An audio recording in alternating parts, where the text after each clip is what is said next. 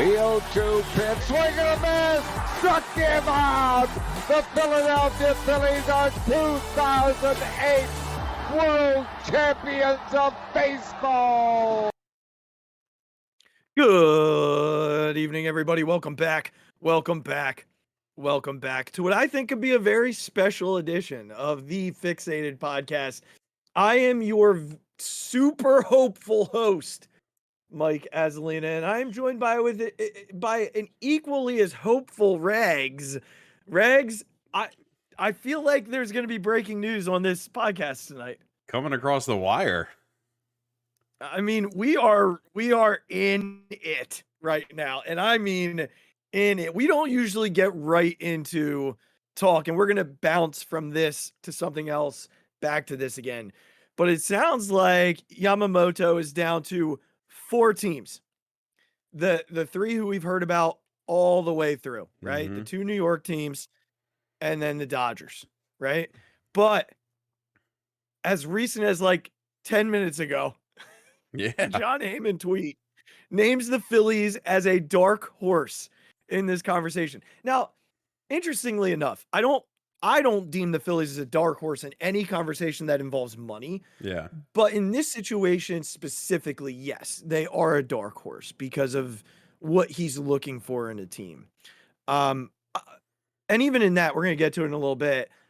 They're only missing one of the check boxes. That's it. Yeah, right. So we're going to talk about it in a little bit, but I do believe if not while we're on here tonight, it's not going to be long. I think we'll have a decision by tomorrow. It sounds like we are turning the corner on this. It sounds like we are at the end. Teams know they're out. Mm-hmm. That's what sounds like was wild to me was that like he ruled the Giants out, and I thought, oh well, the Phillies are coming next. You know, like this will just be a matter of fact. You know, and then nothing happened, and then there were no tweets, and it was like, what is going on here? No, as a matter of fact, it's very reminiscent of the Cliff Lee year. Where and what did Mr. Ruben Amaro say on this very podcast when we talked about that? I don't remember. You don't remember? He talked about how he wanted to be here, and he took, you know. Oh yeah. He took the less money. And now no one really expected the Phillies to be there, but they kept. They sold it. I mean, are we just doing this right now? Are we doing this right now? We're gonna put off our thing to the end. I feel like we're already in it. We don't have to. We can come back. All right, let's come back to it. Let's come back to it. I do feel like we are, you know, I do feel like we're in this for like the next hour or so. It could very well happen, but it is the week before Christmas and all through the house. We're not going to do the poet. I'm just here to tell you that Regz and I tonight decided that we're going to do a Christmas movie draft, and neither of us know that, you know, what the other one has on their list. Nope. We both had quite a few adult beverages tonight, so this could get hostile real fast. So here's what we're going to do. We are going to draft movies, 5 of them each, and we'll see whose movies are, in fact, the better collection of Christmas movies. I will tell you right now, I'm giving you the first pick in this. That's how confident I am in my pool of movies that I'm about to yank out of here. As if from no, I am handing you the first pick. I'm not gonna lie, I feel like it's slightly disrespectful, but we'll let it pass because you're a buddy of mine. All right, my number 1 pick. It might shock some people, but when I really thought about it, this was my favorite Christmas movie. Yeah, and that's what this is. This is not. This is my personal. Yeah. Okay. Home Alone 2. Home Alone 2. All right. Well, then, hey, I feel like it's only right. I go Home Alone with my number 1 pick. Yeah, that was my number 5. Fuck. Number 5? Yeah. Wow. Yeah. Regz. Wow. Okay, number 2 for you. I'm going to have to pick another one. Damn it. Number 2, Christmas Story. Christmas Story. Okay. All right. Well, I'm gonna go Christmas Vacation Well done. with number 2 here. Yeah, it's Man, another great one. yeah, it's solid. There ain't no doubt about it. It is All a right. good one. My number 3, Jingle All the Way. It was on my list. Arnie. Yeah, Turbo yeah, Man. yeah. That's a good It's a great one. It's a great That's one. a good one. I'm gonna counter with Santa Claus here. Damn I'm gonna go it. with classic Damn it. Tim Damn Allen. it. Damn it. Classic Tim Allen. I'm really Yep. fucked. I'm really fucked now. That was my number 4. Shit.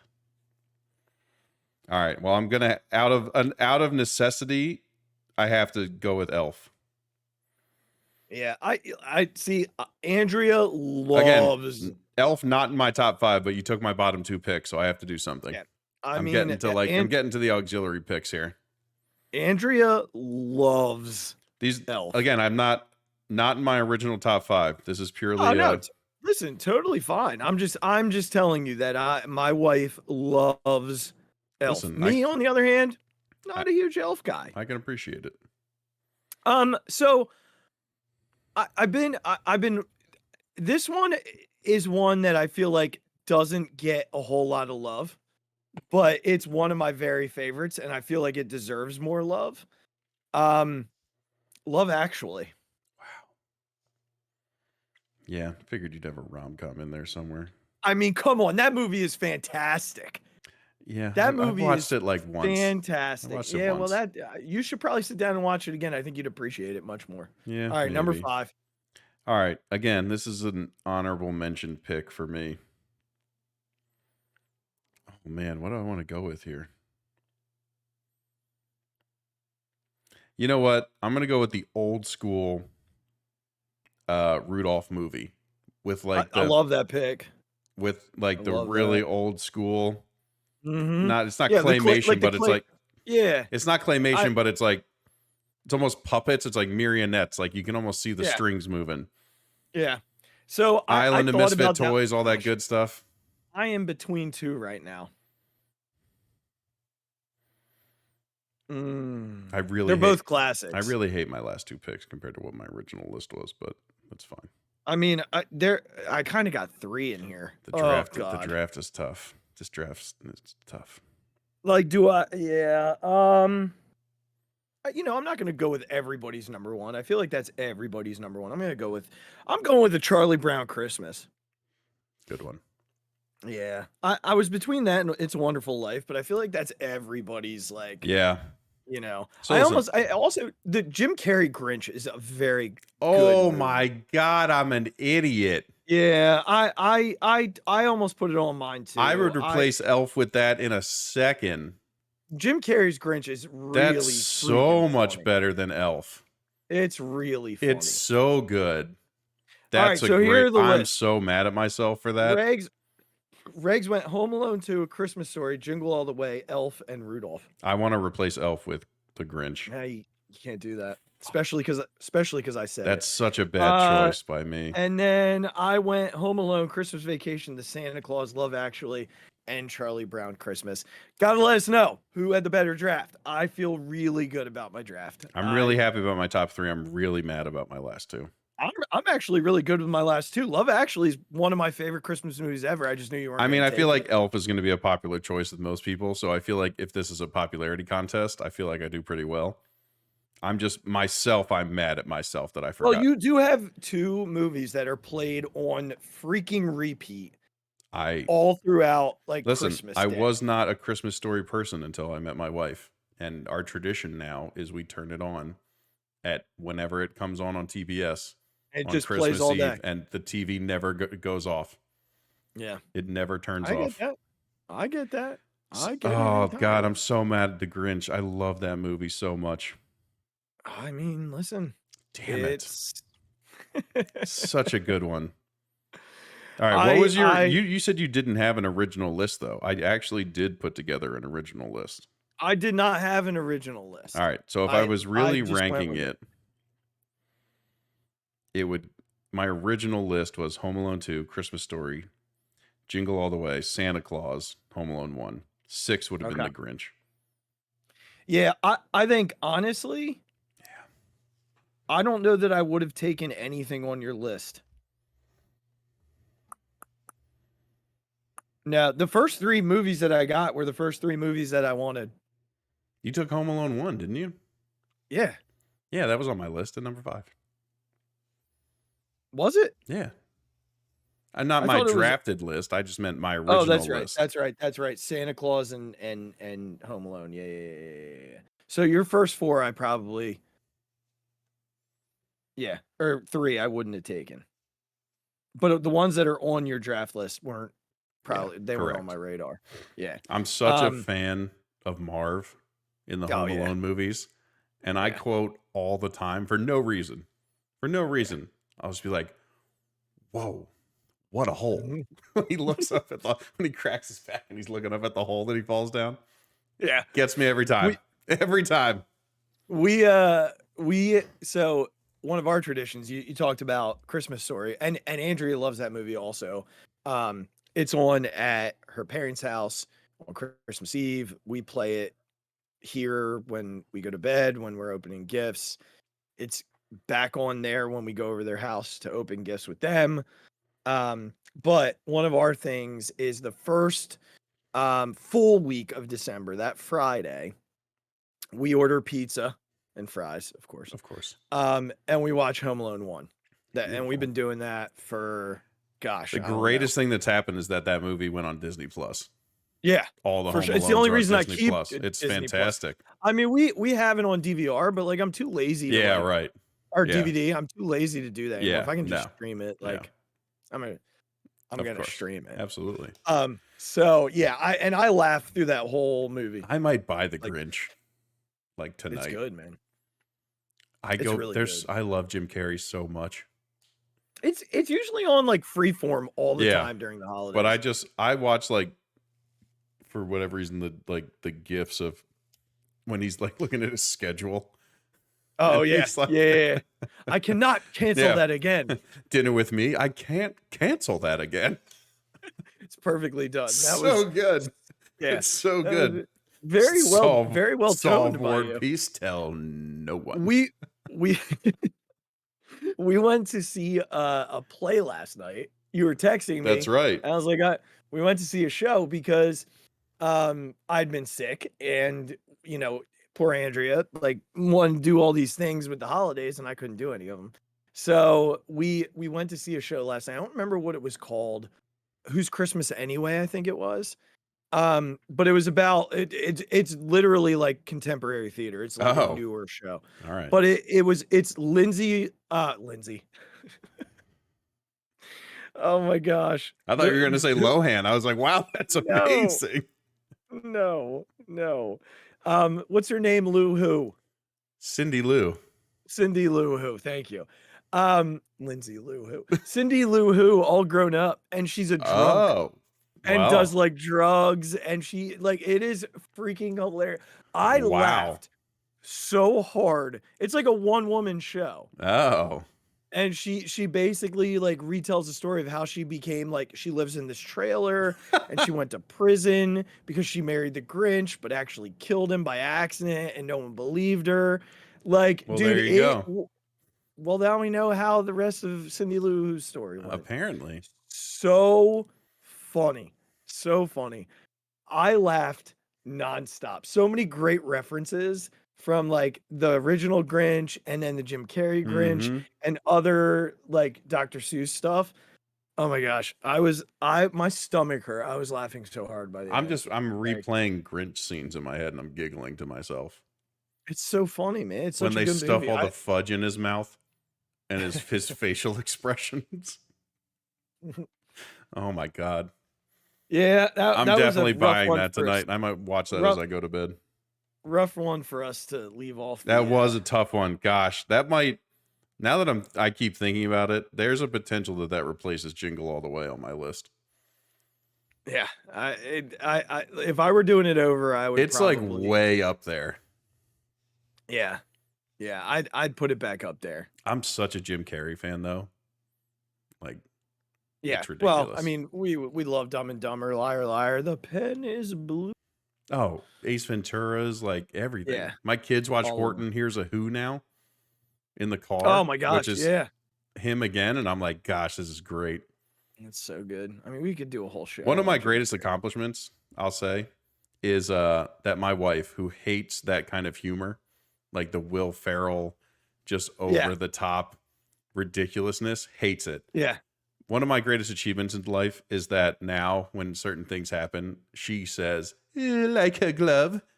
It's one of my greatest accomplishments in life that she will say that on you her got her own. to do that? Yep. Nah, it's not bad. Not bad. It's one of my greatest Not bad. accomplishments. I mean, that's impressive, dude. That is impressive. Listen, there's no way that I could make Andrea do that. She doesn't really watch that stuff, and I can't get her to watch it. So She's never watched it one time. I Anywho. just said it so much. like a glove. Yeah, or it's getting kind of hot in this rhino. Oh my gosh. We use that scene. all the time. Great scene. Oh, We could literally make the whole podcast about this, by the way. Like, this is how me and Fairbanks, I think, talked for the last 2 years of college, just in Dumb and Dumber and Jim Carrey quotes to each other. Well, there definitely was a point where it was just Ace Ventura quotes. Like, that happened.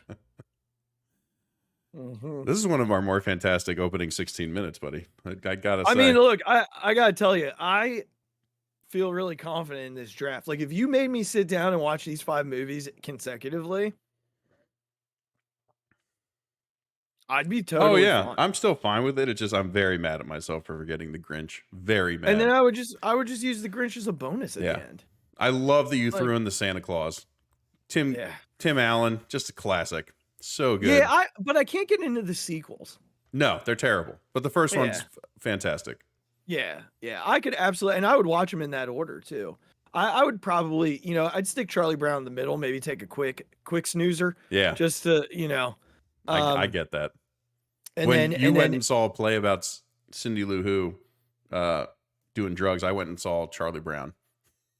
That's what I saw with my kids. Listen, which one's better? Who knows? I don't know. I mean, we'll have to, maybe next year we'll switch. We'll switch. Yeah. I'll get. I mean, they're doing it again. That'd be good for my kids. See what happened. I mean, this was something else. When Andrea warned me, because she saw a preview of it with her, like, the leadership group she goes to. She's like, she's gonna ask if anybody wants a drink. Don't raise your hand. Oh.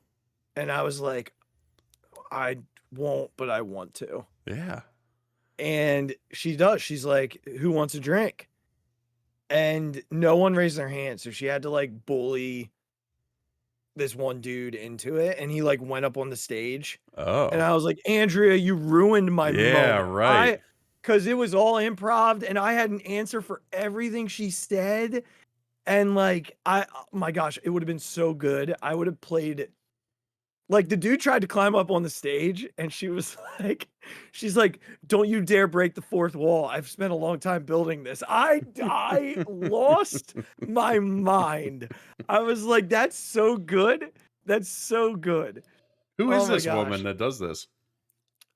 She's a local actress. She was very talented. She was very good. Not that I don't like shows. I'll go to musicals. I usually end up enjoying them. But if I don't know what it is, I have a hard time. Yeah. And I didn't know what last night was. And I from the start, I was 100% into it. There you from go. The jump into it. So I was a little angry because at one point she goes, she said to the guy who she brought up there, like, I forget what she was doing, but she was like, I have to do this, so you have to distract the audience. Do whatever you want. Tell a joke, whatever. And he, like, didn't know what to do. He just kind of sat there. And I was like, I would have freaking sang a Christmas carol. I would have sang a Christmas carol. Everybody was singing along. It would have been hilarious. Like, whatever. Unbelievable. I'm so mad that she told me not. I would have absolutely raised my hand.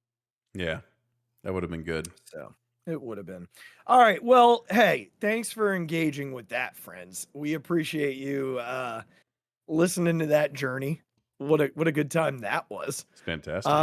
And need to know what yours would be if you could just pick. Absolutely. I mean, it's not as fun when you don't draft because you could just get to pick like your favorite 5. So who won the draft is really what we want to know. This is not a wait and see kind of draft. That's gonna have to be a Facebook poll. Yeah, I'll put it. It's been a minute. We'll put it. It has been. This is But a good goal way of to get back. The goal of 2024 for you is to Be more. stop on being there. so Yeah. famous as an author and like focus on the priorities. All right, fair. All right, so do we want to go Shohei or do we start with Yoshi? I mean, there's been a couple more tweets that have gone out. All right, give me the tweets. So Fine Sand. Multiple reports indicate Giants have been told that they are out, leaving Yankees, Mets, Dodgers, Phillies, Blue Jays, and Boston in the mix. Multiple sources believe Yamamoto is likely to make his decision in the next 48 hours. Okay. That's the latest. All right. Yeah, and I see a lot of people saying like from the Phillies perspective, like we're still, we're still in this, right? Like they're not going anywhere right now. No, I think you go ahead. Give your takes on this. So wait, let's do this. Let's start with Shohei. All right. And then because he kind of bleeds into this a little bit. And I think all I want to say about Shohei is it's not about him. He's one of the greatest players of a generation, if not the greatest player of a generation. Might be the greatest player of all time, Regs, if we're being honest. Yeah, he might be. But my issue here right now in this moment is this deal is such a joke. Yeah, it's horseshit. From the CBA lens. Yeah. And I'm very annoyed by the way it went down. Very, very annoyed by the way that it went down. I think it ruins the scope of baseball. Like, why have this tax? Oh, I can just go around it. Like, I can just defer $680 million. Yeah. Like, get out of here with that. There has to be a limit on it. I think it was Passon who specifically tweeted out like a photo of the collective bargaining agreement where it showed that there's no limit on deferred money. Like, I think there has to be at this point. Like, this is essentially, I think when they break it down, the actual AAV that's going to count towards the luxury tax for now until 33. Yeah, 33 is 46 million or something like that, right? 47 million. Yeah, it's like 46.7. Right, something like that. Yeah. But like still, that's $23 million that's just gone. Yeah, it just like if you're disappears. gonna like that's a whole new really good player. Like $23 million is a very good baseball player. That's Yamamoto. But that's what I mean. Like if you're gonna sign the contract, I get it that this deferred money thing is a thing that they've agreed to, but there has to be a limit on it. Deferring $680 million of a $700 million contract is ludicrous. Well, like, here's the thing. There's like gentlemen's agreements with this stuff. You know what I mean? Like, if the loophole's there, it could have been done for forever. Well, right? it's also like, it's also the fact that how many players make as much money as Shohei off the field that could do this. It's a very unique situation to just Shohei Ohtani and maybe 10 other players in baseball. I don't think there's even that many. There might not. Because the drop off from what he gets. Shohei is up here. Like his Japanese sponsorships and things like that puts him in a level on his own. Yeah. And obviously everyone else is like, starting at a very different point. And I did struggle a little bit to just kind of get to 10. I think you kind of heard me pause there. But yeah. It's just such. I have zero issue with the Dodgers giving him a 10-year, $700 million contract. Don't care. Zero issues. Yeah. Pay him as much as you think he's worth and what you can afford. Go nuts. I have no problem with it. Zero. But your tax number should be $70 million. Yeah. Like that's just how it should be. If you're going to do this, consequence is the wrong word, but that it's essentially what it is. You've made the decision. There's got to be repercussion. There's got to be a tit for the tat, right? You've made a decision, which is a perfectly legal and fair decision. You offered him more money than anybody else. That is what it is. You won. Like, good for you. You did what you had to do to get a once-in-a-lifetime talent on your team. Nothing wrong with that. Absolutely nothing wrong with it. This whole like now he only counts as 46 million is bullshit. And I just Like if you're gonna do it, you have to face the facts of it. You have to have what that really means. Yeah. I don't know, man. I think they're going to be screwed in 10 years because that's going to count against them when they're paying him whatever they're paying him over those 10 years. Like, but I heard someone say like sell the team yeah, well, that's what they're going to do. Have to do it. But like who the hell's going to want that? Who's going to want that? I heard other people also say that like even if you were paying the 70 million, the amount of money you make from having Shohei Ohtani just the player and the business, somebody said they might recoup 20% of that deal in the first month with the Japanese sponsorships that they'll get. Oh, it's going to be insane. Look, it enraged me when I saw. Oh, I'm with you. I was enraged, and I gotta be honest. Like I saw the 46 and I was like, but isn't it still 2? Like I was just like, well, they had to, I think, balance. I think there is something that they had to balance out actually what the AAV for tax purposes would be. Yeah. So thank God that's a thing. And you just couldn't say, nope, he's only worth 2, you know? Yeah. Like when I first saw it come out, I thought that was what it was going to be. Right. And I like thought blood was going to come out of my ears. Yeah. Feel like you only get taxed for 2 million on Shohei Ohtani. Yeah. Like that can't be real. Well, like they don't, that doesn't bother them though, because that's not what they're paying him. So it's no, not right. Like, it's a way to have, it's a way to even out the competitive. They can give somebody the $23 million or freaking 68, whatever they want to give. But I mean, if you have a $70 million hit to your tax number, that's a lot different than even 46. It's a huge difference. Yeah. I mean, whatever. It's stupid. And that, like you said, that 23 million could go to a guy like Yoshi Yamamoto, who we're going to talk about. I think we've expressed our opinions on this deal. Or when to get in Glass now. Like they don't get him if this deferral doesn't happen. Right, and they're that's paying that's too much money. Like they're paying too much money. Like I gotta be honest. Like usually, I would say that the Mets and the Yankees are behind the Dodgers on that list of like, if he doesn't go to the Phillies, who do I want him to go to? Yeah. But they're so far behind now. Like I'd almost rather him be a Met than a Dodger, if I'm being honest. At this point, I'm so annoyed by like that. And look, there's part of me that would probably be like, oh, the Phillies did it. Cool. Good for them. They're smarter than you. But I think the baseball fan in me would still be like, stupid. And it's not cool. And I'd be mad 10 years from now when, jacked up on what we got to pay him. Yeah. So we've already kind of breached the Yamamoto conversation. And look, did I have him in my off season? I believe you did. I think I did. Yoshinobu Yamamoto. I had 7 for 160. Going to be well north of that, Regz. Yeah, it is. Yeah. So here's what we know. The Phillies met with Yamamoto in LA. So they flew out to LA to meet with him, which, people balked at and said, well, he's not interested. Look, who knows? That could have been the Phillies saying, hey, you don't have to make a trip to Philly. We'll make the trip. Why would you not make the trip to him? Why would you make it any harder for that guy than it had to be? Right. So they meet with him. The brass is there. My assumption is that you had Dombrowski there. You had Fold there. Topper was there, right? Middleton's there. Of course, yeah. Cotham is there. Like you've got the guys who he's going to, the brass. And then you FaceTime in the guy.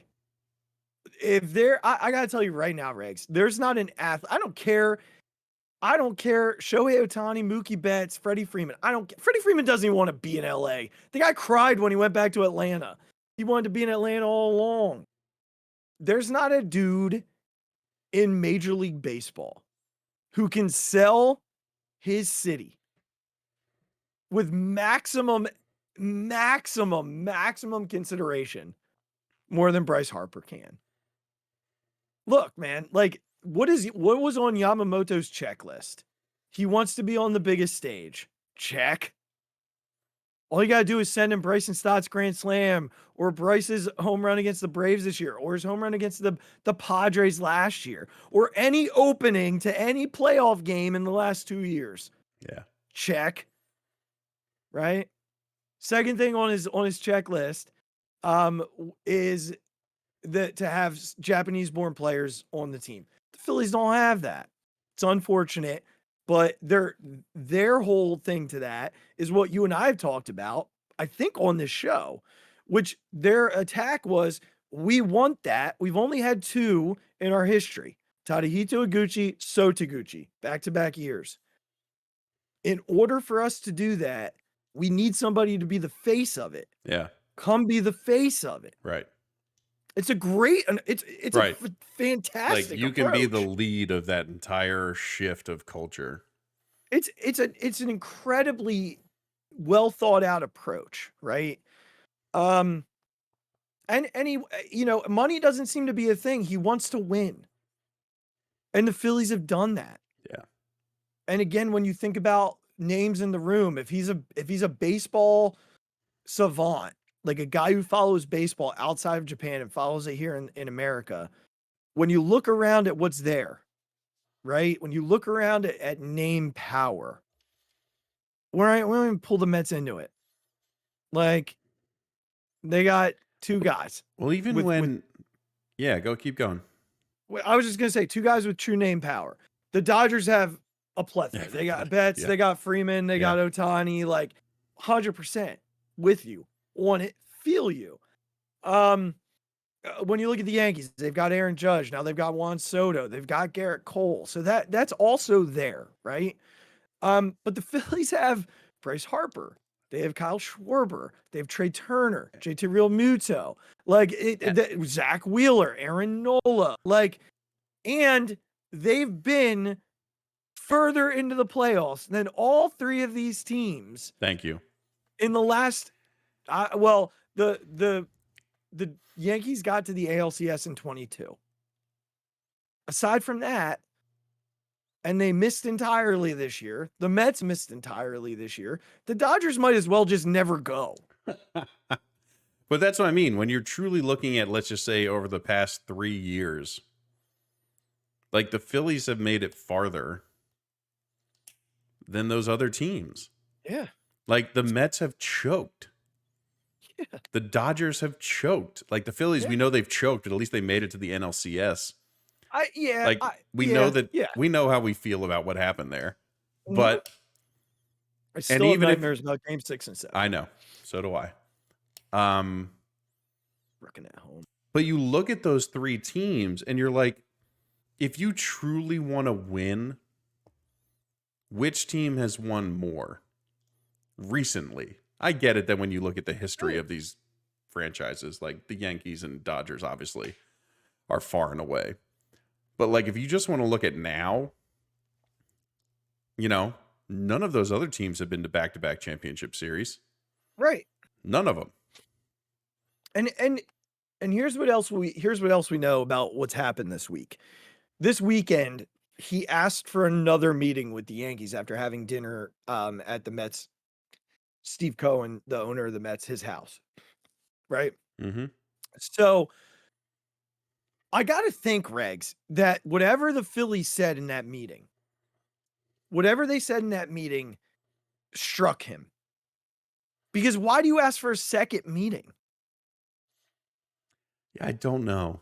I also, I'm sort of hoping that, look, I know you want to come and be the guy, but how many times have we seen people or athletes get to New York and be overwhelmed by the pressure and the attention and all those things? He's not going to be the guy in New York. No, but not even that. I don't even know if he wants to necessarily be the guy. Like it doesn't strike. He would be the guy with the Mets and the Dodgers, probably. But it doesn't strike me that he necessarily wants all the attention on him. Mm-hmm. And really, if you want to talk about it, like, yes, Philadelphia is we are a different kind of sports market. But when you're just talking about the pure attention and like not disruption, but like just the pure amount of pressure and attention, it's not the same in Philadelphia that it is in New York. Yeah. Or even Los Angeles. Right. Like if you wanted to come and live the way you want to live and have a certain lifestyle and be in a place where there's enough places that you could go live off in Pennsylvania or in New Jersey and not get bothered by people. Yeah. You know what I mean? Like it just wouldn't be, it's not the same. Yeah. And if you want to just be part of a winner who's poised in a team that's poised for the next 4 years, 5 years to like be in contention every time, honestly, like I don't know why Philadelphia wouldn't be an option. Well, again, it goes back to him saying, "Well, I want to play with more Japanese." I can understand that. And I think that's fine and that's fair, but it doesn't mean that like the Phillies can't go and get another like player to come and join that roster. I put it a lot. I was just thinking about this. I was relating it a lot to the Shohei thing when he went to the Angels. It wasn't the fact that the Angels had a bunch of Japanese players. Yeah. It's that the Angels were going to allow Shohei to like do whatever he wanted. You want a translator? Yeah. Fantastic. You want a box? Cool. You want, to live in this place at this time and come to the ballpark, that fits with your style. Like what other team is better poised to allow Yamamoto to just be himself than the Phillies and the culture that they built and the clubhouse that they have? You know what I mean? Yeah. Yeah. I think because they went from this team has no chance, right, to now they're the dark horse, and again, they haven't been told no. You haven't been told you're out. Like that's a big deal when he's already telling teams no, like flat out no. Yeah, to just not be included in that is a huge deal. And like for me, like the Dodgers, he can look, or the Giants, you can look at them and say, look, I'm out. Like you guys aren't competing. I'm out, right? I feel like he could do that with the Red Sox. You guys aren't competing. I'm out. And that leaves you then with those 4 teams. The Yankees have been perennial competitors. Like they've always been in it. I still think there are many holes. Even if they sign him, they need more pitching. The Mets, the Mets, like the Mets are not in a great place. If you go to the Mets, like whatever, like that's stupid. The Dodgers, I think similarly to the Yankees, they're out of the 4, they're the team who's won a World Series the most recently. But to me, it's a Mickey Mouse World Series. Like, I mean, but look, if he goes to the Dodgers, just because Shohei's there, like it's a very simple answer. Right. I did just read. So I started to read this tweet. Yamamoto is not planning to go with Ohtani to the Rams game tonight. Oh yeah. And I was like, gosh, darn it. Fooled myself on that one. So look, we're at a point where we just gotta wait now. We know we're in it and we know they're invested. And let me tell you why they're invested. I heard today, Corey Seidman, trusted Phillies beat, said that this is not just for now. This is for protection in the future because Zach Wheeler has made it apparent he wants to test free agency. Oh, really? How did I miss that? Yeah, he said it on his podcast. So we are not guaranteed Zach Wheeler back after this season. And I think the reason they're being as aggressive as they are with him is it's a contingency plan. That sucks. In case Wheeler leaves. Where is that from? Dude, Corey Seidman said I know, today. but like everything we've heard has been that Zach's been very happy here, and like his wife's from South Jersey. And it could very much be like they're just putting pressure on to do something. And if they don't get Yamamoto, we might very well But see that changes. everything everyone's talked about is after Nola signed is that your next priority is Zach Wheeler. Like, it's what everyone's talked about. So what kind of... Well, clearly it's Yamamoto. So Well, I get that, but like they're not... I don't think anyone could think that they're putting Wheeler to the side. no. That hurt my heart a little bit, Azzy. That like made me I like know. kind of like skip a beat a little bit, man. I didn't love reading it, or not reading it, listening to it. But yeah, Who the hell is he sourcing for that? I don't know that he's sourcing anybody. I think he's tied in because he's with the club, so he's probably got people that he talks to. I mean, he works for the Phillies or NBC Sports. Sorry, I don't know. I don't know, man. I don't see Wheeler as that guy. Look, man. Do you like the team that took a shot on you after Tommy John and all that, and like someone's in his ear. I get it. Someone's always in his ear. Look, dude, he's been one of the best postseason pitchers, not just in this era, but of all time. So he's going to get paid for that, and it's a way to kind of flex that muscle a little bit. So for the Phillies, they have to have something in their pocket, make sure that, you know, if he goes, they've got an ace sitting there, because as of now they don't. So that hurts my heart. It hurt my heart. I know, man. I love Wheels. Hurt my heart. That's why I feel like they're being as aggressive as what we read from Alex, from Gelb now, who was initially like maybe not, from now the national writers.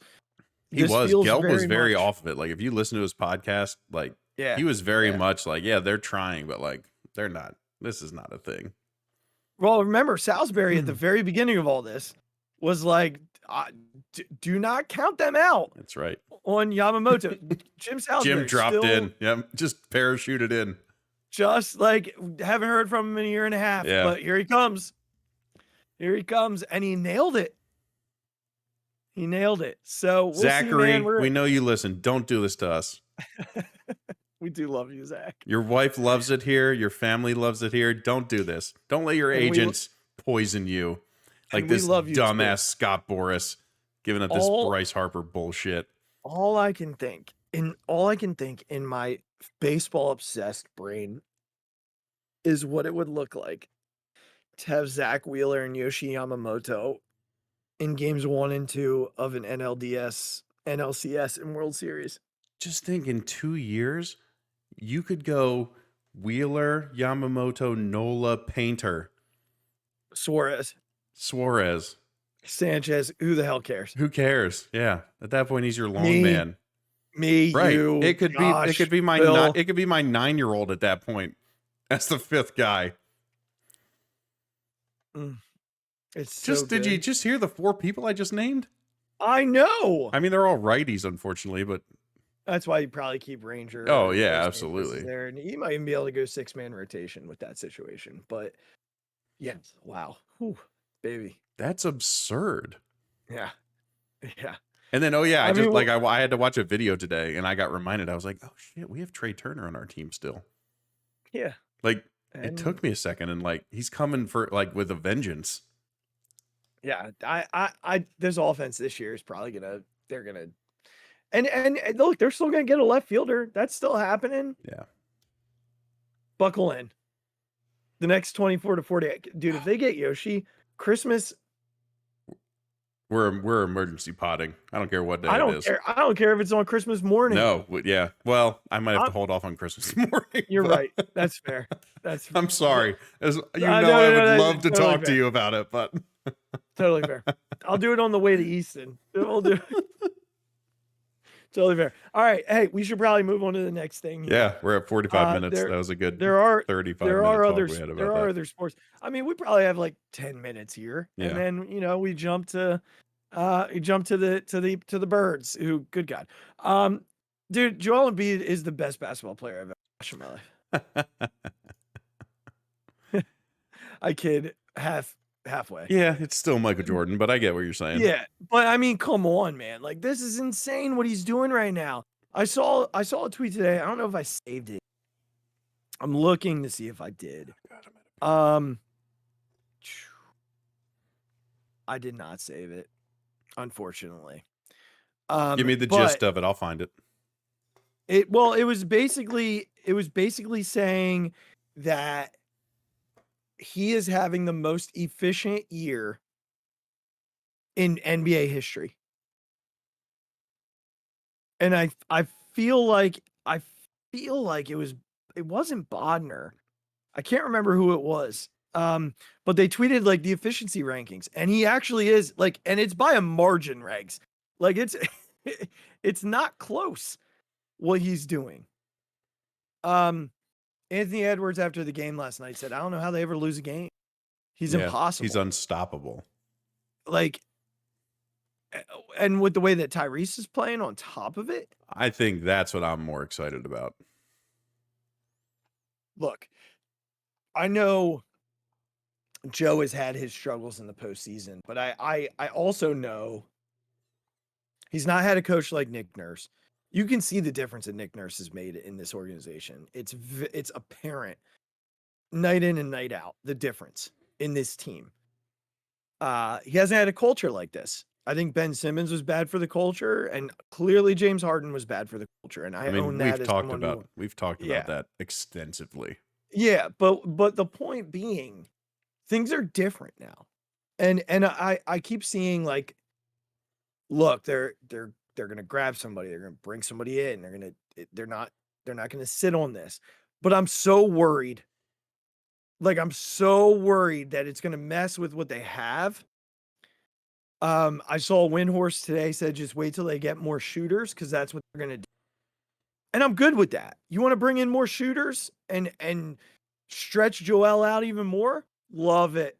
We've been talking, Regs, we've been talking about that for freaking years. Yeah. On this podcast. And for freaking years. Yeah. I just think like I said, like you said, I texted you what an impressive win this was. Like the Timberwolves have been really good this year. Yeah. And if there's ever a team that could play good defense against the Sixers, it's the Timberwolves. Like they're huge. They got great defenders everywhere. They're athletic. Like if any team could guard Joel well, it's the Timberwolves. They just have a bunch of guys with size that they can throw at him. And the fact that him and Maxey combined for 86, and the fact that Tyrese was getting to the rim as much as he was, like he was blowing past Jaden McDaniels and Anthony Edwards. Like blowing past them and then not hesitating at going at Rudy Gobert, who's the greatest regular season defender maybe in the history of the NBA. Yeah. Seriously. Like it's not hyperbole. Like he really is. I know, yeah. And he was going at him. And this is where for Tyrese to have 36 points against the Timberwolves, the best defensive team in the NBA, without Batum, without Covington, like without two key pieces of depth. Mm-hmm. And they still beat this team. Like it was a very, very impressive win. Especially, like you said, coming off that Bulls loss. Yeah, which was like a weird, like they just didn't feel like showing up that day kind of loss, Mm-hmm. And in Sixers teams in the past, we haven't seen them come back from that the next day, or 2 days later. And they came out and beat the snot out of the best team in the NBA. Like they just did. Maybe other than Boston. So second best team in the NBA. But that's what they did. And they showed that like that two-man game can work that well with these guys. Yeah. And that's just crazy. It's huge. I love so much Tyrese's aggressiveness. Like his aggressiveness is what won that game. If he settles for mid-range jumpers and floaters all night and doesn't get to the rim, there's a huge difference in how that game goes. Yeah, every year it gets better, and the way that he's playing will become, I'd say, a perennial all-star. The way that he's playing and developing, perennial all-star, one of the top players in the league year in. His aggressiveness, his speed, his shooting has improved immensely since he's gotten here. He's getting better defensively. He's still undersized, like that's never changing, right? But like he plays hard. He's it seems like one of the hardest workers in the organization. Here's the stat that I found, Regs. Joel Embiid is shattering the all-time record for best season player efficiency rate. He's by far the best player in the league right now and having the best season in history margin. So his player efficiency rating is 35.0.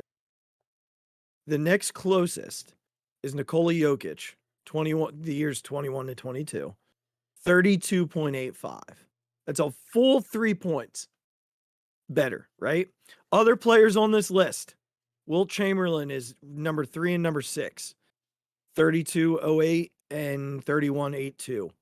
Giannis Antetokounmpo, 32.05 and 31.86. He's ranked 4 and 5. LeBron's on here at number 8, 31.67. Oh, Wilt is on here again at number 9, 31.63. Michael Jordan's on here twice, number 7 and number 10. Tied with Wilt, 31.63 at 10 and 31.71 at number 7. Quite literally having the greatest season of as we near the end of December. Quite literally having the greatest season of all time as we near the end of December. Regs, what? Look, a lot can certainly happen, right? Like the season is only halfway there. But the way that Nick Nurse coaches him and the way that they use him and deploy him is so much different. It's so much different than what we watched with Doc. Yeah, and I just think the roster's better. It is. Like they're just more versatile and they're just longer and more athletic, and they're just 100%. Surrounded by guys who 100%. You have to respect. Like you have to do something when he gets the ball out of his hand. And I think you're right. I think I heard like Zach Lowe talked about it on his podcast. Simmons and Russillo talked about it in their kind of NBA podcast they had the other day. It was more so on Lowe's podcast, but he was on with Tim Bontemps, who's a big ESPN writer and NBA guy. And Tim was on the same path as like Windhorse. It's like, you don't need a star. Go get just more guys. Just good guys. They don't need like a third stud. You don't have to do it. Mm-hmm. Just go get more guys that complement Embiid and Maxey. Yeah. I've said to you, I feel like they're a team that can beat the Celtics. They're a team that can beat the Bucks. The more confidence they play with, the more impactful that those two will be, and the more impactful the pieces around them will be. Yeah. And I think another shooter or two. Yeah, and I think outside, be very hard to defend. Honestly, outside of Alex Caruso, who I would take in a heartbeat, I think he's just the perfect like complement to those two guys. Mm-hmm. Outside really of a guy like that, like you're just looking for more Nick Batum's and Robert Covington's and and Kelly Oubre's. Like that's all you're looking for, man. Yeah. Yeah. Well, I mean, we've got 3 months left, right? And then the postseason begins. And look, he just spent a month not playing the fourth quarter of any game. So like it's a huge deal for like his health and his ability. And that's and that needed to be the case, right? Like they had to find a way for that to happen because Nurse does play guys a lot. Yep. Let's see. So I'm just looking 19-8. They're not halfway through. I'm sorry. They're 27 games into the year. So they're a little more than a and playoffs roll around so, you know, they've played a good portion of the weak part of their schedule at this point. They're gonna heat up here at the end, no pun intended. They do get the Raptors, they get the Heat on the road, the Magic on the tough, Rockets on the road, and the Bulls on the road. So they have a 4-game on the road that certainly we'll see. I'm assuming Joel will probably see him take a blow at some point on that road trip. They do have a back-to-back. Houston and Chicago are back-to-back. So I'd assume one is he'll be sitting there. You know, you hit the new year and roll from there. But I mean, it has been really nice to start the year the way they've started the year, for sure. Yeah. And we'll just, we'll keep our eye. We will just keep our eye, Regs. Look, the Rams are doing the Eagles a little bit of a favor right now, beating the crap out of the Saints because we have picks, so that's nice of them. Thanks, Rams. But let's talk about those birds. Let's wrap up our journey here and talk about those birds. If we have going to. back to Monday. Well, I mean, we kind of do. We are a full-on Philadelphia sports podcast. We do have to. You're right. So yeah, Monday. Regs, I don't think I was ever mad. Like I think I was like, it was one of those 90s sitcom moments where it was like, I'm not mad, I'm just disappointed. Oh, I was mad. I know you were. I have the text messages. I was not the language was a lot in there. There was a lot of words thrown at me. Not directed at you. Just no, I know. And a lot of the Delaware Valley felt the same and should have. But I think for me, it was like, we've talked about this from the jump. It's not going to be an easy place to go. I understand who was playing quarterback. Coming out of that stretch, it wasn't going to be an easy place to go. Add on to it that your quarterback flew across the country with what I'm assuming was COVID, because they kept saying it's not the flu, but it's not a cold. What else would it be, Regs? I think that, the transition of defensive coordinator in the middle of the week was a thing. Darius Slay not playing ended up being a thing on that last possession. I don't know, man. It was a lot. I came out of the game and watching the film encouraged by the difference in the defense. I came out of the game extremely discouraged by the offense, particularly a guy that I have the back of all the time. I've settled quite a bit on the Jalen criticism. And we can talk about why then. I think most of it at this point falls on the coaching. He's still at fault. He's making bad decisions at times. But I also think he's not being faced with the right type of coaching and scheming to help with that. So I don't know. It really tough loss because you could have really put a dent in this whole thing. I do believe they're winning out. I do believe they're winning the division. I do believe they're going to get the number 2 seed. And that's it. Like, I anticipate 2 home playoff games. There's a big part of me that thinks this team is going to play their best football as we turn into January here. So I don't know. What do you got about the game? What do you want to talk about? What do you want me to touch on film wise? Go for it, buddy. I mean, I just think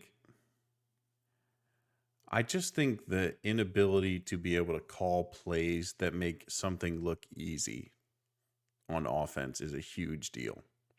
Yeah. When you look at other top offenses in this league, there's like, it looks easy a lot of the times. You're not watching the Eagles offense and being like, man, they make this look really easy. Mhm. It's just, oh, they have really talented guys who make plays. Mhm. And like, yeah, that's gonna win you a good amount of games. Like, it's what we've seen. Like, it's not a bad thing to lean on your best players. But you could make this easier. Like, there are ways to scheme this up and make this easier. There are ways to put your guys in the best position to succeed. And I just feel like from an offensive standpoint, they're refusing, for whatever stubborn, stupid reason, to make that a thing. They're refusing to coach their quarterback to be like, your eyes have to start closer. Your eyes have to start 5 yards away, not just be locked in on one thing, which is typically to the outside. Like, we saw it in that one play. Like, Devontae Smith is so wide open on that third down. He runs for 20 more yards after he catches it. Like, the defender's 15 yards behind him. And that's just not a thing that like good offenses should miss. It's just not a thing. And to not be able to exploit the middle of the field on that last drive with all your timeouts, like to be so stuck on outside the numbers and not have plays that just get you a 13-yard chunk, get down to the line. If you have to call a timeout, call it. If you have to spike it, spike it. Like, but Seattle is not good at covering that part of the field. And teams are starting to understand what's going on, and to not have a way to not be able to figure out a way to counterpunch has been extremely disappointing. Because there's just too much talent on the field. You can do whatever you want with this group of offensive talent. Anything you think of, I bet they could do. And they're making it harder than it has to be. They're just making it harder than it has to be. Yeah, I can't decide what happens after the first possession of the first half, right? Like they walked it up the field. Yeah. I mean, it was like and they didn't have no throw had more area 8. And it worked. Mm-hmm. And then coming out of half, same thing. Right after the Seahawks score, they come out, walk it right back down the field and score. And no air yards over it. It almost feels like they become obsessed with the big play. And they don't need it to be good. No, exactly. They don't need it. They have incredibly talented route runners. Yeah. Like Devontae Smith and AJ Brown are two of the best route runners, and Dallas Goedert is one of the best route running tight ends in the NFL. But for some reason, they become so obsessed with this big play. Yeah. So speaking specifically to the play that you're talking, AJ is the first read on the play. And what do we know about AJ Brown? One-on-one with AJ Brown is AJ Brown is open. So while I agree with you, it's basically what he's taught. No, He's right. taught I know. That's the read, and I'm going to throw the read. But the other issue is that right now, the way it looks, Jalen is not even considering going through reads. Yeah. He is a one read. I'm going to just, what I got is what I got. Because I have receivers who can win. You know, yeah, Devontae runs for another 40 yards probably. There's no doubt in my mind. 40, 45, 50 yards. Maybe he picks up a block and takes it to the house. I don't know. It's certainly a first down though. Yeah. I think some of what's happened with their offense is the Jalen knee thing, man. Like someone posted a clip of him running last year, and it was the Packers game, and he puts like 3 dudes in the ground. He turns them so hard on stutters and jukes and cuts. I haven't seen him cut since like week 1. I know, but like what they said, it was a bad bruise. Like bruises don't last this long. I don't think it was, man. I don't buy it. Something else Like, is wrong because like I bruises I don't think last he's this I long. think he's I actually think he's probably playing on some type of tear. Like he's just his running style is so different. Yeah. And look, that could be by design, but he's not explosive this year. Like the one video I watched, he turns on another gear and is 20 yards downfield, no one. Yeah. And this year, like he doesn't pull away from people. Yeah. He's more interested in getting out of bounds. And he doesn't cut. He runs directly 90 degrees. Yeah. You know, I do, and I think some of that is the bailing again that we're seeing. Yep.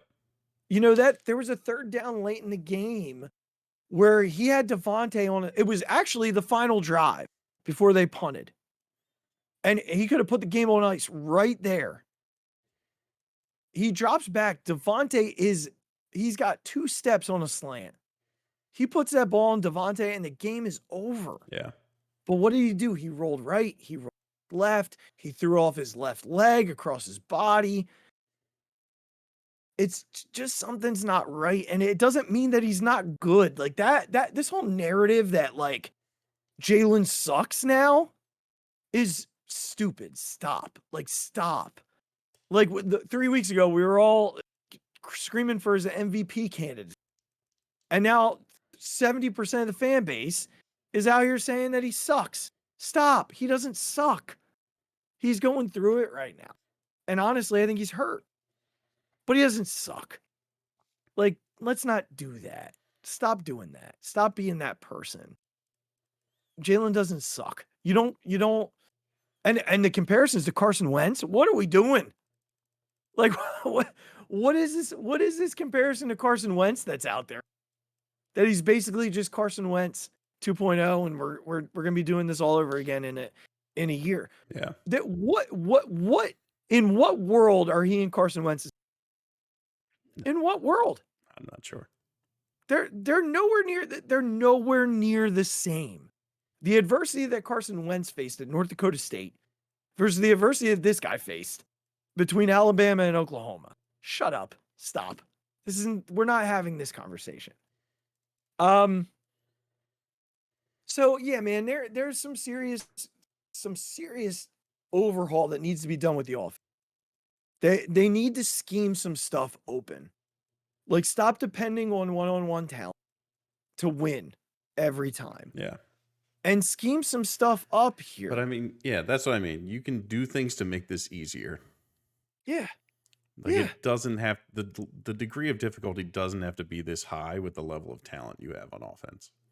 Right. And they ran the ball much more effectively this last week. Much more. And honestly, Jalen pulled it a couple of times, and that makes a difference. It makes a difference. But I need him to stop when he sees one safety. Yeah. To just thinking automatically chucking it. Yeah. Yes, I need that to stop. Yeah. It has to stop. It can't just be automatic. That needs to go away. They've got it in his head that that's automatic, and it needs to go away. I'm also going to renounce my place as a Quez Watkins stan. I'm out. Yeah. I'm out. We're done there. So yeah, let's see what happens over the next 3 weeks. Got a chance to get right over the next 3 weeks, build some confidence, and let's see what happens. I think we might have to be Cowboy fans in 2 weeks. Unfortunately, if the Cowboys lose this week, it becomes a little bit easier for Cowboy fans. So go Miami, and then we might need the Cowboys to beat the Lions for us. Unless the Lions lose in Minnesota this week, which is possible. It's very possible. But we might need that win. So real quickly, before we go into keys and predictions, the defense, I just want to briefly touch on this. I got to be honest, man. I liked a lot of what I saw from Patricia. It was still very schematically what we've seen from Desai. part of me wonders if that will change with more time to sort of implement what he wants to do. Mm-hmm. We still had third downs that we didn't get off the field on, but there were third downs that we did get off the field. So, I mean, dude, when have we seen this year the Eagles blow or throw an interception, turn over the ball, and the defense goes three and out right after that? Things I liked about the defense, the way he deployed Sidney Brown. He played 4 positions in this game. Most of them were, I believe, slot corner, if I look back on it correctly. It might have just been free safety.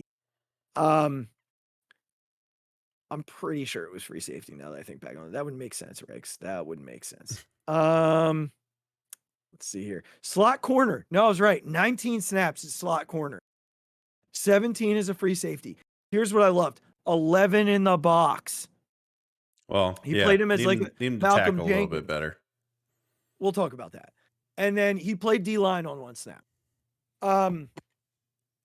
Let's talk about that for a moment before I jump to what else I love. It's almost like what we say about Carson Wentz from the extent of you're going to have to take the good with the bad. Sidney Brown's going to be in positions to make a lot of tackles, which he was on Monday night. Dude, he was always there.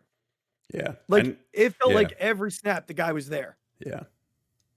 What someone's going to have to do is coach him on just dialing it down just like this much, because there were multiple plays where if he breaks down and isn't just full head of steam at the runner or the ball carrier, it's a tackle. He also gets an interception and probably should intercept that ball to Metcalf on the last drive. Yeah. Don't go for the tackle. Right. You go for the ball. And you know what? You know what happened 2 drives later or 2 plays later? He watched the quarterback. He ran up there for no reason.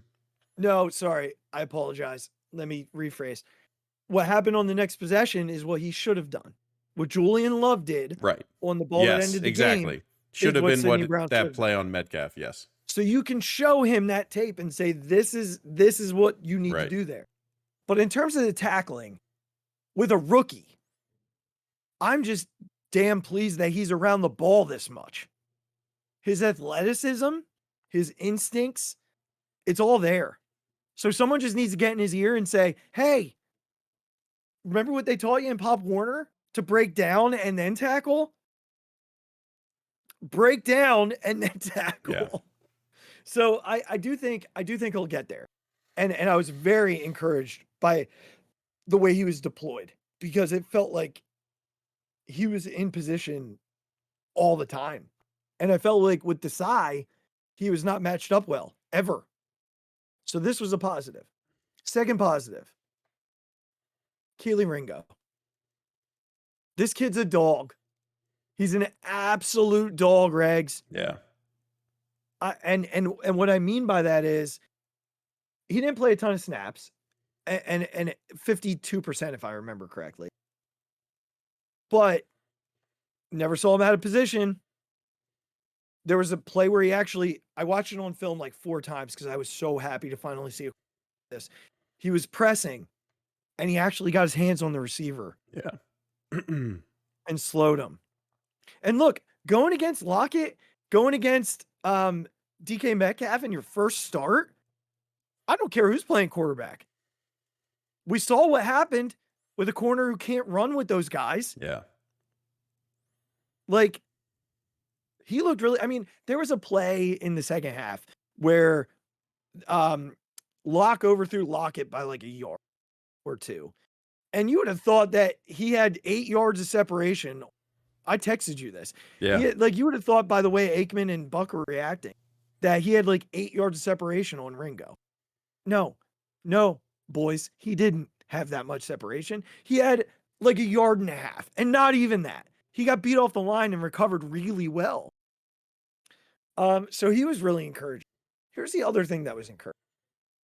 The linebacker who played the most snaps was Nick Morrow. A couple weeks ago, we tore this guy apart. Yeah. Highest graded player on the defense. Nicholas Moore. He did have a good game. You know why, Regz? No, I don't. Because he was schemed. Oh, we might have news, Regz. What? We might have news. From who? I'm looking. I just heard Dodgers. But I'm not seeing it anywhere. I'm not seeing it anywhere. Someone just texted me and said Dodgers. But literally not seeing it anywhere.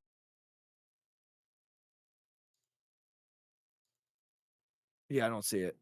The latest thing I see is 15 minutes ago that the Dodgers, Yankees, and Mets Yeah, have seen his that's what I finals saw. for Yamamoto. Yeah.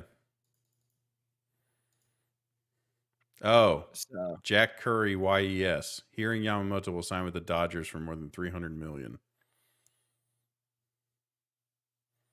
I'm not seeing it, but I don't really believe anything until I see passing. So all right, well we'll get back to that when the time comes. If it's the Dodgers, it's the Dodgers. That almost feels like the least impact outside of the Yankees, and it's stupid because of the Ohtani bullshit. Yeah. Okay. So yeah, I think for in terms of that, like he was schemed. I mean, he was actually in a position on the final drive to pick off the ball to end the game. Yeah. So I was encouraged by Patricia, right? Yeah, I mean, I just kept coming back to the fact that we didn't get a sack when we needed to, and also Bradbury is just cooked. Like, just sit the man down. They're gonna have to make a decision. Sit him down. I think. What does he do well right now? I think Eli Ricks played really well too, and he was on the outside. And again, Desai had him playing in the slot, and he struggled in the slot. But when you put him on the outside, he seemed to do fine. So I honestly, dude, I'm with you. I would probably just let Bradbury cool it this week and see if you can get these two kids to get some confidence. Obviously, when Slay comes back, he's playing. Yeah, right, sure. But you can have the other side be those. You can do the 50-50 split with Bradbury has done nothing. Yeah, and today they opened the window on Avante. Yeah. And Avante, dude, that's a game changer. Getting him back, like, total game changer. Can he just stay healthy now and not just get hurt like he did the Dallas game last year? God only freaking knows, man. If he comes back and gets hurt again, I need him cut, like, immediately. Right. Like, you know how I feel about it. I've had about enough of the injuries with him. All right, so when I last looked, they were 13.5-point favorites, right? So let's see. 13.5-point favorites this weekend at home. I think it might be their heaviest spread all year. Whether or not they cover, we'll find out. Yeah. So 13.5, the total in this game. I think it's probably going to be lower. 42.5. We're going to go back to our normal way of key and pick. Okay. I need the defensive ends to get right in these next couple games. I need the sack numbers to be up. I need the hits on the quarterback to be up. Like, these past couple weeks have just been, they've spent too much money in this group. They've just put too many resources into this. They have to be better. They have to get hits on the quarterback. They have to get real pressures on the quarterback. Throughout the whole game, not just like a few times. Throughout the whole game, I want them to just be devastating. So that's my key. And then prediction, I'm going to say 27-10 Eagles. 27-10, huh? Okay. Listen, my key is just like, can we do something new on offense? Like, anything new. I just need to see something. We saw more motion this, which was fine. It was unpurposeful to the max. Like some of it, I was like, what did that even do? What did that get you? Like motion's supposed to give you some sort of advantage. I saw nothing. Yeah. I need something new, Regz. Like if you're gonna try it, these are the 3 weeks, man. Like try it. Anything new. So that's it for my key. My pick. Oh god, they need a blowout in the worst way, Yeah. man. Yeah. Like they need something big. Like I'm gonna try and will it into existence. 38-7. That a boy. I mean, we need something, dude. Like Yeah. we need something to come I need back. us to never have a field goal. It should just be a touchdown on every possession. Yeah, I could also use that in fantasy. Jalen. Yeah, likewise. Brotherly shoves, that'd be great. So that's where we're at. Let's see what happens come Christmas. Hopefully, they don't ruin our holiday. So Phixated is gonna be really simple. Merry Christmas, everybody. We hope that you have an amazing holiday with your family. We will be back between Christmas and New Year for a show. Got to figure out when that's going to be, but we will be back and doing our thing. Yeah. At some So then point. I got a pretty cool recap email about the podcast for 2023 that I think would be fun. Do we do that now or do we do that? We do that. I think we do it next time. Yeah, that sounds right. Yeah. I like that as much as I like the idea of Slave, Maddox, and Ringo. Yep, it's happening. Yamamoto to the Dodgers. $1 billion on 2 players. Yeah, Rosenthal, Cool. Heyman. Crazy. Cool. Just cool. crazy. Here's to them winning 115 games and not making it out of the first round. Yep, can't wait for that. That'll be fun. All right, so yeah, we'll be back. We'll let you know when and we'll go over the stats. Should be fun. I don't know them yet, and actually, cool thing to react to live. So we'll definitely. Someone just texted me and said that Yamamoto's contract's gonna work out to it. Work out to what? $1 per year. Yeah, right. Well done. All right, so we will be back. Can't wait. Hopefully it's off of a win, a couple Sixers wins. And hopefully the Phillies do something. Yeah. This is out of the way. They can go and do something to him and get better because that's what the off season is about. Yep. In the meantime, we hope you all have enjoy time with your family, whoever you spend your time, and we will be back with episodes soon. In the meantime, make sure if you're watching us on YouTube, click subscribe on the box below. There you can go to podcast, follow 8 those 5 stars, so keep them coming. And then you head on over. This is going to be the goal. This is the goal. This is the goal. And Regz, I'm gonna need you to send me the password. I have to reset the entire thing because something's really weird with the whole account. Yeah, so we're gonna get it fixed. Reset it, and then we'll come back. We're gonna get it fixed. So you follow us at B&B Podcast on Instagram. Same thing on Twitter at the Phixated Pod on Twitter.